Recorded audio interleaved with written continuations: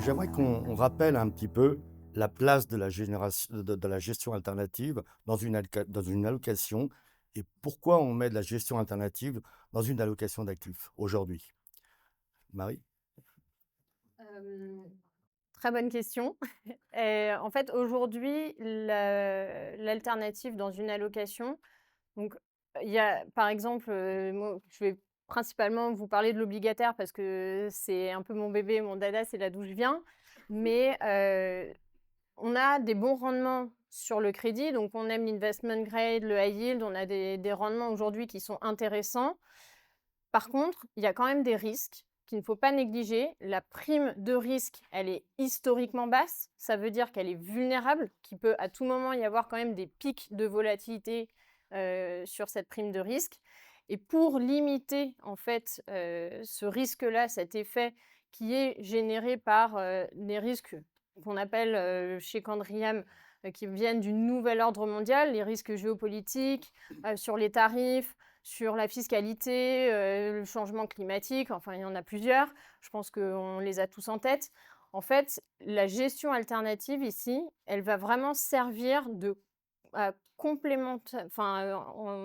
stratégie pour complémenter finalement une des stratégies qui sont un peu plus traditionnelles. Donc quand on a il faut penser en fait, si on investit sur du high yield ou de l'investment grade classique par exemple, toujours penser à avoir une stratégie qui va être alternative. Donc par exemple une stratégie de performance absolue obligataire qui va venir contrebalancer justement ces risques et qui va pouvoir permettre à une allocation d'avoir un peu plus de stabilité vis-à-vis des risques qu'on a aujourd'hui dans le monde, sur les marchés, et de pouvoir générer davantage de performance dans ces périodes de stress. Il va y avoir un peu de redite entre nous trois, forcément, hein, puisque c'est une question un peu similaire. Mais moi, j'aime bien dire que la gestion alternative, ça ne vient pas en opposition à la gestion traditionnelle, mais c'est, comme tu le disais, Marie, c'est plutôt un complément naturel. On le voit aujourd'hui, on essaye à travers la gestion alternative d'amener de la diversification, de la décorrélation. C'est ce qui fait finalement l'intérêt très marqué des investisseurs depuis 1 an et demi pour le segment de la gestion alternative. On a une collecte très très positive. Je pense que c'est un cas similaire pour mes compères d'aujourd'hui. Et effectivement, on le voit, la plupart de nos investisseurs, alors je ne sais pas si on peut citer les fonds à échéance qui, voilà, aujourd'hui font face à pas mal de réallocations. On voit qu'on est un petit peu au bout de ce modèle des fonds à échéance qui ont emmagasiné beaucoup de capital il y a 2 ans, qui souffrent un peu d'un renouvellement de rendement, tu le disais Marie aujourd'hui. Et donc effectivement, avoir des solutions agiles telles que des stratégies de gestion alternatives qui vont amener de manière naturelle cette décorrélation, cette diversification, ça fait beaucoup de sens. Donc effectivement, aujourd'hui, on voit beaucoup de clients qui veulent mettre 5, 10, 15%, ça selon on va dire leur degré de fanatisme à la gestion alternative, mais pour diversifier leur portefeuille.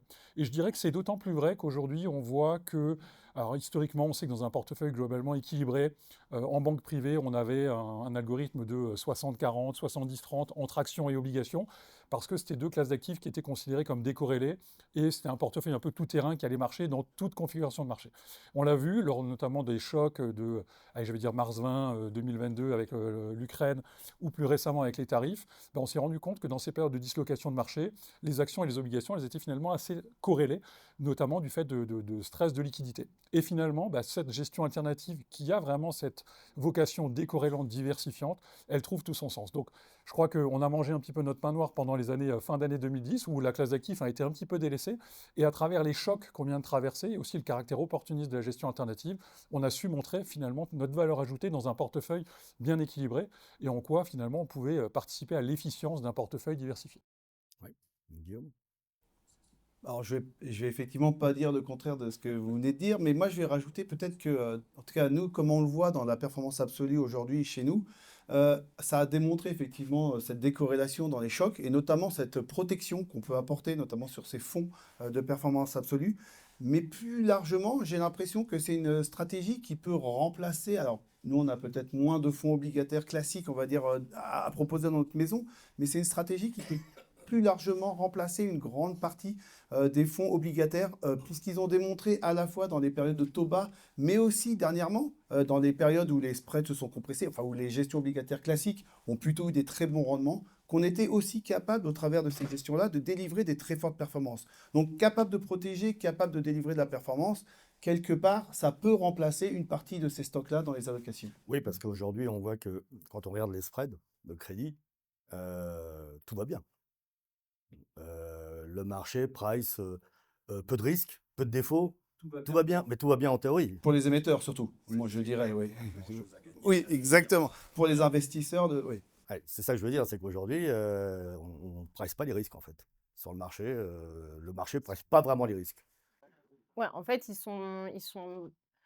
j'irais peut-être pas jusqu'à dire qu'ils sont pas pricés, mais en tout cas, ils sont mal pricés parce qu'il y en a beaucoup. C'est pas forcément nécessairement quelque chose d'énorme, mais il y en a et ils sont mal pricés sur les marchés. Nous, chez Candriam, par exemple, c'est vrai qu'on a peut-être un peu plus de fonds obligataires traditionnels et vraiment, l'alternatif, ça vient en complément. C'est vraiment des stratégies un petit peu satellites, si vous voulez, qui vont venir en complément, vraiment protéger un petit peu l'allocation qu'on va faire, qui va apporter de la flexibilité, qui va permettre de traverser ces périodes de stress, justement parce que ça permet d'avoir une décorrélation. Euh, et par ailleurs, on a remarqué cette année sur nos fonds obligataires performance absolue, en termes de flux entrants, on a eu à peu près 1 milliard d'euros. Donc c'est énorme. Si vous avez un point commun tous les trois, c'est que vous faites du long short crédit. Et on pourrait dire aussi qu'en faisant du long short crédit, eh ben on ne fait plus de timing sur le crédit en fait. C'est ça aussi. Parce qu'aujourd'hui, aller faire du timing sur le crédit, quand on regarde les fonds échéances, soit on rallonge la durée, et voilà, on abaisse encore les notes, on dégrade les notes. Donc aujourd'hui, en faisant un fonds de crédit, on peut dire qu'on n'a pas besoin de faire du timing et de se casser la tête là-dessus. Oui, non, mais par contre, ça ne veut pas dire il faut quand même bien comprendre les risques et il faut surtout bien préparer son portefeuille. C'est avoir un portefeuille de qualité bien préparé parce qu'en fait, à aucun moment, on va vous dire demain, ça va pas très bien se passer. Donc, bon, arrange-toi pour que ton portefeuille il soit bien construit. Ça se prépare. Donc, c'est des choses qui s'analysent. Ce sont des risques qu'il faut analyser, qu'il faut comprendre. Je pense que tous les trois, c'est à peu près ce qu'on fait dans nos maisons. Et justement, il faut, avec ces analyses-là et cette compréhension, préparer les portefeuilles, avoir suffisamment de qualité pour justement affronter ces périodes de stress encore plus facilement avec l'alternative. Alors, j'aimerais qu'on rentre un petit peu, qu'on soulève le capot et que vous nous parliez un petit peu de vos stratégies que vous mettez en place actuellement en gestion alternative. Donc, on va commencer par Guillaume. Quelles sont vos stratégies en fait que vous développez aujourd'hui à la financière? Alors, mais effectivement, on a à peu près le constat que tout le monde a, c'est que les spreads sont serrés. C'est compliqué de dégager de la valeur aujourd'hui puisque le marché, on va dire, est déjà dans une dynamique de tout va bien se passer, les défauts vont être très bas, les liquidités sont très fortes. Malgré tout, on voit que pas mal de banques centrales ont fini leur cycle d'easing, de baisse de taux. Même la Fed, on a vu les chiffres hier de l'emploi, on peut quand même se poser la question si elle va faire ces deux baisses. On n'est pas tout à fait d'accord avec ça, nous, de notre côté. On pense qu'il y en aura moins. Mais donc, moins de liquidité et peut-être justement quelque chose à repricer, c'est ce que tu disais tout à l'heure, plus de risques à remettre en place dans ces pricing.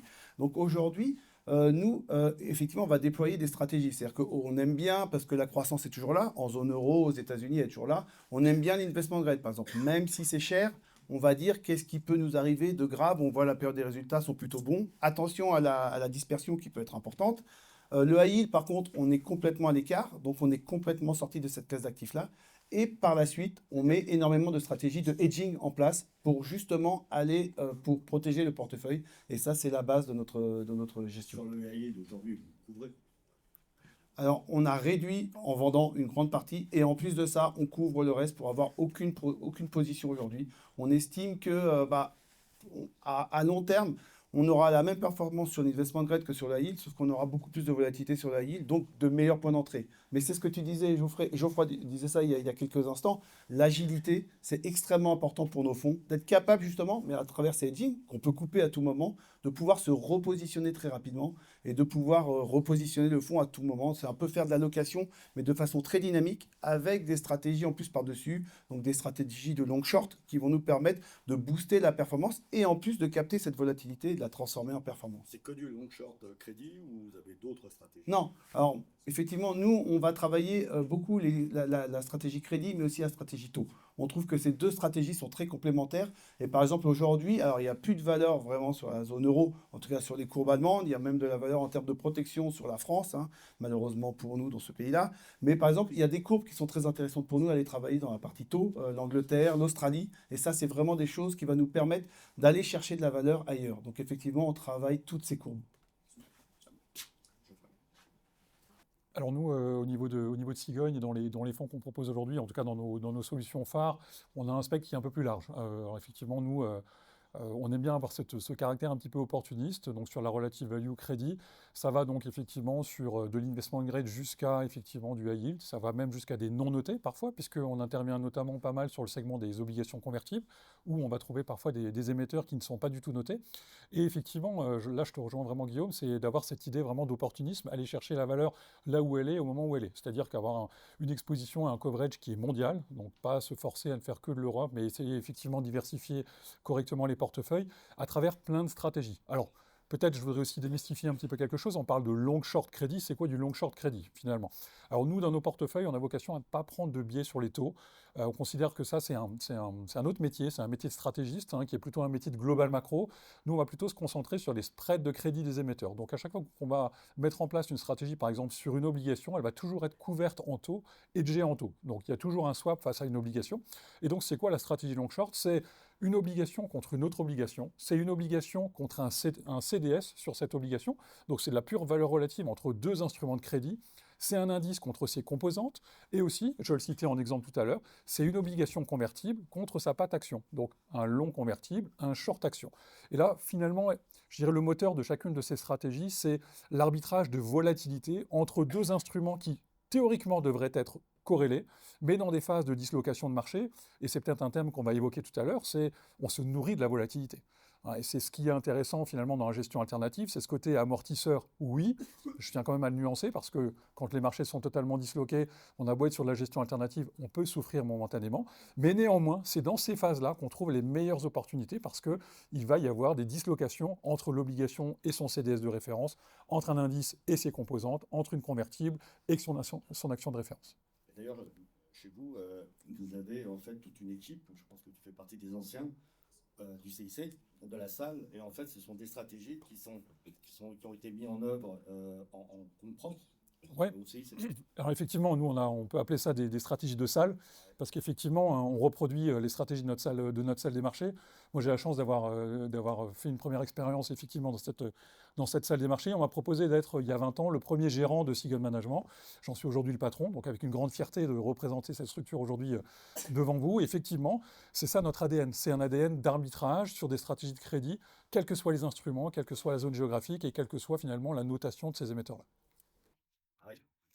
En fait, chez Candriam, c'est un peu différent. Donc, c'est justement très intéressant d'avoir Geoffrey et Guillaume parce que nous, du coup, on a vraiment une plateforme crédit avec une gamme high yield, une gamme investment grade.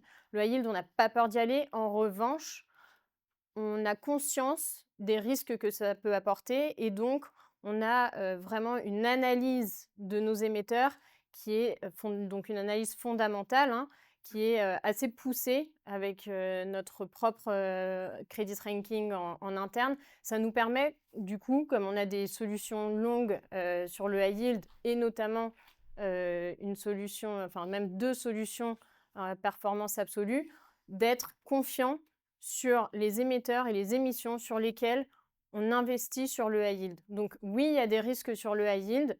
En tout cas, à l'heure actuelle, c'est toujours intéressant. Donc on y va. On est prudent, comme je l'ai dit précédemment, on fait attention aux risques, on les analyse, on essaye de les comprendre et on prépare nos portefeuilles avec des portefeuilles de qualité, donc de qualité sur des émetteurs high yield. Et donc côté investment grade, on applique, si vous voulez, un peu la même chose. Et ça, dans toutes nos gammes qu'on a sur la plateforme obligataire, hein. On a aussi du money market, on a aussi des taux, on a de la dette émergente, on a vraiment quelque chose de complet. Donc, on peut vraiment aller chercher différents types de stratégies qui peuvent convenir à une allocation. Mais pour revenir plus précisément sur le crédit, Vraiment, le but, c'était d'enrichir nos gammes un maximum avec des solutions qui sont longues et au moins une solution alternative, donc en performance absolue. Donc, ça va être Candriam Bonds Credit Alpha et Candriam Bonds Credit Opportunities pour la partie high yield. Côté investment grade, on a Candriam Long Short Credit. Donc, on essaye vraiment d'avoir des solutions qui sont complémentaires et qui vont nous permettre justement de pouvoir traverser des périodes où tout va bien. Et là, on va prendre les opportunités, hein, on aurait tort de ne pas le faire. Et en même temps, de tenir durant les périodes de stress. Et encore une fois, c'est vraiment quelque chose qui fait partie de notre ADN, c'est la qualité avec le rendement. Mais arrêtez-moi si je me trompe, en gestion alternative, ce que vous attendez, c'est aussi de la vol. Parce que pour gagner de l'argent, il faut de la vol. Donc, à la limite, je veux dire, quand on parle d'arbitrage de crédit, sur le crédit, aujourd'hui, vous couvrez. Donc, si les spreads s'écartent, vous allez gagner de l'argent. Une position longue, En tout cas, pas en perdre. voilà, déjà dans un premier temps, et une position longue, elle va en perdre. Donc, le timing, en fait, de ne pas avoir de timing sur ces fonds-là, peut permettre de prendre un biais sur le marché du crédit sans être long, mais en étant toujours exposé au marché crédit quand même. Alors moi, je vois que Benjamin a fait un super boulot puisqu'il a il a mis quelques petites, enfin un two-pager, je crois, sur les sièges. En fait, et c'est super, c'est très intéressant, je veux dire, ce débat parce qu'en fait, on voit que même, alors il y a le bon, il y a la blague du bon et du mauvais chasseur, là c'est le bon et du mauvais absolute return, c'est pas le cas. En fait, il y a beaucoup d'absolute return différents et je pense que même à l'intérieur absolute return qui ne sont pas absolutes. et qui sont pas alors des absolute return, mais en fait il y a des corrélations qui sont assez faibles entre certains fonds d'absolute return. Enfin, on le voit au travers, il y en a qui sont plus volatiles, d'autres moins volatiles. Nous, on se met plutôt côté moins volatile, mais c'est très intéressant de voir qu'il y a pas mal de stratégies. Alors pour répondre à ta question, on a pas mal de stratégies. On a aussi des équipes. Effectivement, j'entendais parler tout à l'heure, on a 2 stratégies, 5 analyses crédit. C'est important aussi d'avoir des équipes pour nous aider à déployer toutes ces stratégies, parce que vous voyez, il y a de multiples stratégies. Mais on a des stratégies plutôt vues comme top-down, des stratégies bottom-up et des stratégies opportunistes. On rassemble ces 3 grandes familles de stratégies. Pourquoi ? Parce qu'effectivement, à certains moments, il n'y a pas de vol. Comme quand on a lancé le fonds, 18, 19, ça ne nous a pas empêché, enfin 19, 20 plutôt, ça ne nous a pas empêché d'aller chercher la performance. Mais voilà, il y a plusieurs phases de marché complètement différentes. Et l'idée, c'est vraiment de s'inscrire dans toutes ces phases de marché pour développer de la performance positive. Je vais revenir sur le terme absolute return. Qu'est-ce qui s'est passé? Comment se comportaient vos fonds, par exemple, lors du Liberation Day? Alors nous, effectivement, ce que disait Geoffroy tout à l'heure, on a un drawdown qui est autour de 1,2, 1,3%. Et très rapidement derrière, en fait, on a protégé, mais on était déjà en mode protection un peu avant. C'est toujours l'idée d'avoir des protections dans le portefeuille qui vont nous permettre d'amortir ces chocs. Et par la suite, on a rebondi assez rapidement. En quoi? En 2 mois, 1 mois et demi? 2 mois, même pas, oui. Nous, chez Candriam, notre stratégie phare, donc Candriam Bonds Credit Alpha, on a une performance positive lors du Liberation Day. Donc, et si on regarde en fait vraiment les graphes, hein, on voit que c'est linéaire. La performance, elle est linéaire. Liberation Day, on avait bien anticipé, on avait bien protégé nos portefeuilles. Et justement, par exemple, nos solutions Absolute Return, par exemple, Credit Alpha a une poche fondamentale, je reviendrai plus tard dessus, qui va vraiment être un peu plus longue, et une autre qui va être quantitative. Donc en fait, quand en effet tout se passe bien, ce que tu disais, là on n'a pas vraiment de problème, on va plutôt jouer sur ce fondamental. Mais dès qu'on a de la volatilité qui revient, là c'est l'autre poche qui va justement jouer les inefficiences de marché. Et donc ça nous permet vraiment à travers le temps. Et on a vraiment cette idée de poche complémentaire sur nos 3 stratégies Absolute Return qui nous permet en fait de pouvoir être, comme j'ai dit, linéaire à travers les cycles ou la volatilité qu'on peut voir sur les marchés. Oui, un peu dans le même ordre d'idée. Donc, le fonds que je présente un peu aujourd'hui, en tout cas qui est plutôt axé sur votre typologie de clientèle, c'est le fonds Sigon UCITS Credit Opportunities. Alors, c'est un fonds, si on regarde son rapport mensuel, on a le sentiment qu'il est passé de manière totalement immune cette crise des tarifs, puisque les mois de mars et avril sont autour de zéro sur ces 2 mois. En réalité, si on regarde un petit peu dans le détail les valos hebdomadaires, on voit qu'il y a quand même un drawdown de l'ordre de moins 1%, mais qui a été recouvré en quelques semaines. Donc effectivement, il y a un drawdown, mais il y a une recovery qui est très rapide. Donc ce que je voudrais traduire aussi, c'est à la fois ces mois de mars-avril qui sont autour de zéro, mais aussi et surtout les mois de mai, juin, juillet, qui sont pour le coup ces 3-là en cumulé plutôt au-dessus de 3%. Ce que je veux traduire à travers ça, c'est le caractère qualitatif des portefeuilles que l'on met en place, c'est-à-dire que oui, ça peut souffrir de manière instantanée parce qu'il y a choc de liquidité, dislocation de marché, mais parce qu'il y a cette approche très qualitative, ça rebondit très vite, et aussi parce qu'il y a cette approche opportuniste, ça ne fait pas que rebondir, ça surrebondit, parce que c'est dans ces moments-là qu'on trouve les meilleures opportunités et qu'on peut densifier, renouveler le potentiel du portefeuille. Alors, maintenant, j'aimerais qu'on parle un petit peu de ce que vous allez mettre en avant pour l'année 2026 en gestion alternative, évidemment, dans un contexte où aujourd'hui on a des fonds en euros à 2, 2,5, plus un abondement, mais sur 1 an ou 2 ans.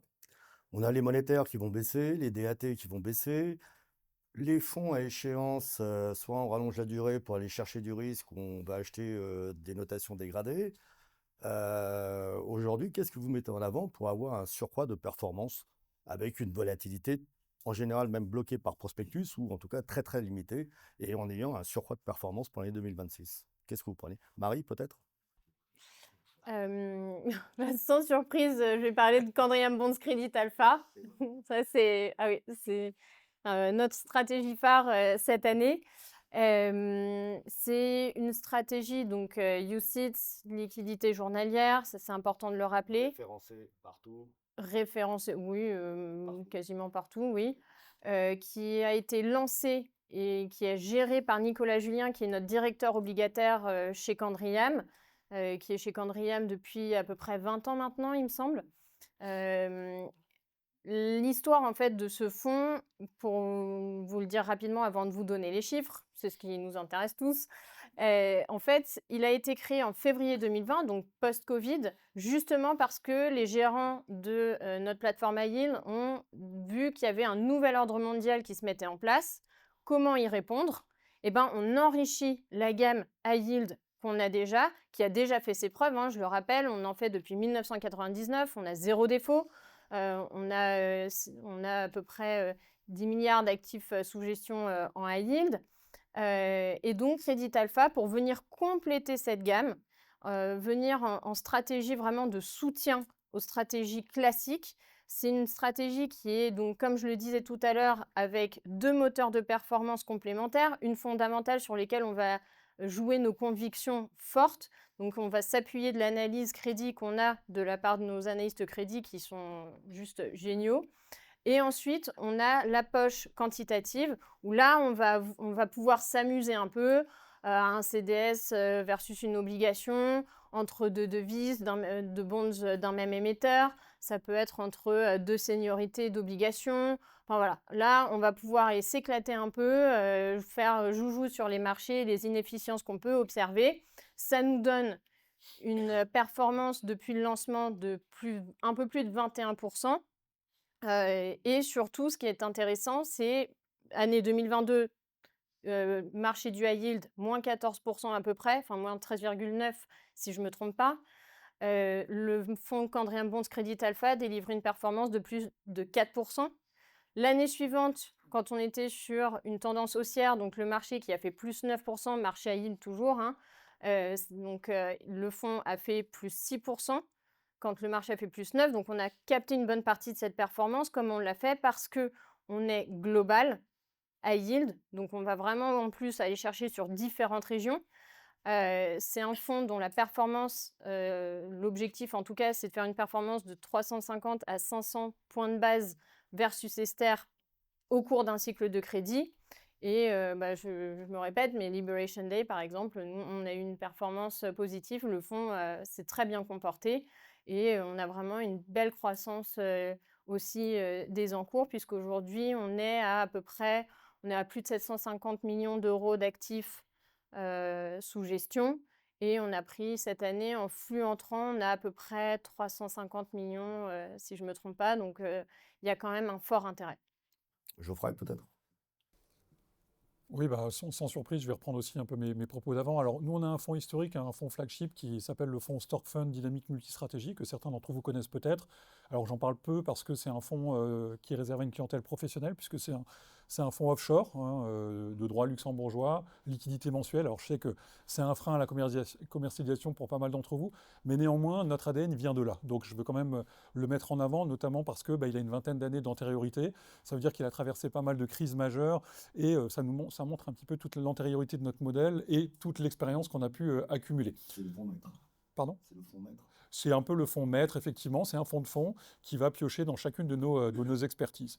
Et donc, parce qu'il y avait évidemment le souhait de développer une clientèle un petit peu plus retail, on a lancé il y a 3 ans maintenant le fonds Sigon UCITS Credit Opportunities, qui va reprendre pas mal des fondamentaux de ce fonds Stork, avec de l'arbitrage de convertibles, comme je le disais, de l'arbitrage relative value au crédit, donc papier contre papier, comme tu le disais Marie, sur différentes seniorités, sur différentes maturités. C'est du papier contre CDS, comme je l'ai indiqué, c'est de l'indice contre ses composantes.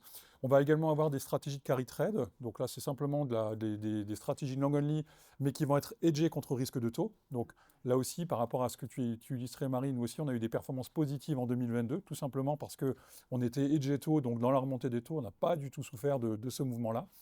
Et puis la dernière spécialité, c'est plutôt une stratégie globale macro qui vise à finalement protéger un petit peu le portefeuille. Voilà, typiquement, fin d'année dernière, voir les indices main ou crossover très serrés, voilà, on a acheté un peu de protection à travers des stratégies de call spread.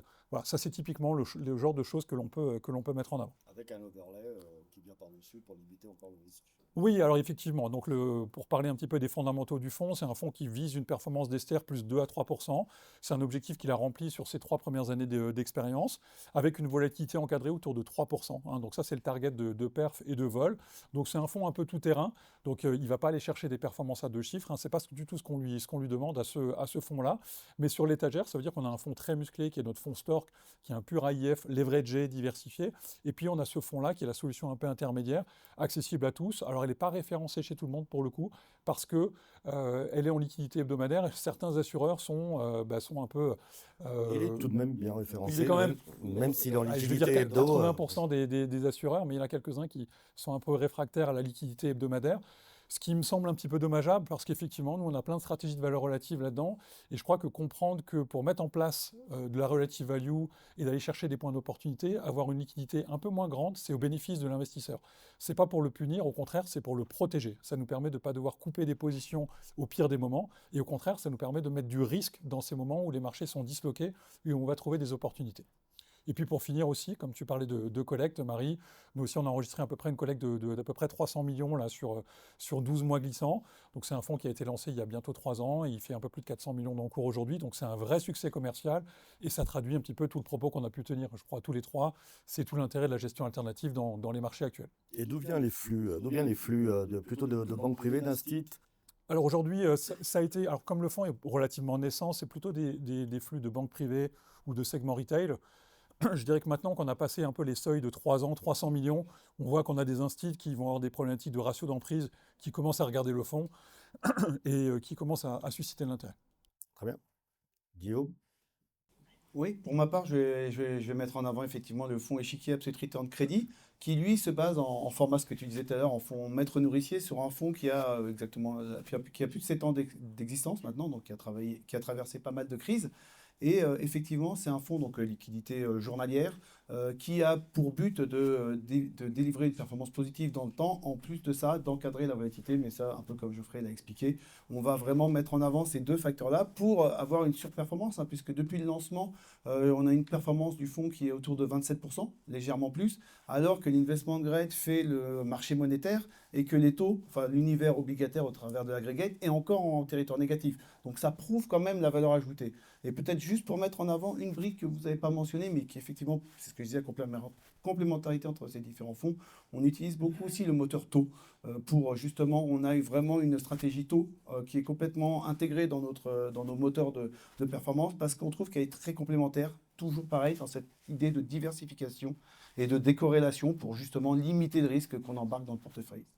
C'est aussi une très belle collecte, hein, puisque le fonds a dépassé le milliard en début d'année, notamment grâce à tous les efforts des commerciaux, notamment en partie ici présents. Il était à un peu plus de 300 millions il y a un an. Donc une grosse collecte qui vient vraiment de partout. Très bien. Donc, on peut dire que la gestion alternative s'inscrit tout à fait, même si on ne fait pas de timing en gestion alternative, mais c'est peut-être un bon moment aussi pour en faire maintenant, avec justement ces spreads assez bas quand on parle de crédit.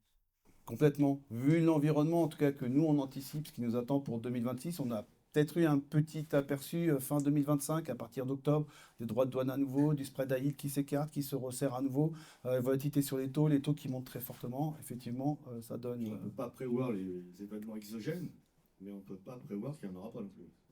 Exactement, C'est surtout aujourd'hui. Il y a les élections américaines mid-term qui arrivent en novembre. Il y a énormément d'échéances qu'on peut prévoir, mais il y en a beaucoup d'autres qu'on ne peut pas, effectivement. Oui. Et d'ailleurs, excusez-moi, mais vous parliez de volatilité. Typiquement, quand Raymond Crédit Alpha, en volatilité réalisée, on est à 1,2%. Donc, on a une vol qui est quand même assez basse. Ce qui est On a plutôt encore pas une mal. minute, si quelqu'un veut poser une question. Non? Bah ok, bon, on va arrêter là, alors. Bah, je vous remercie.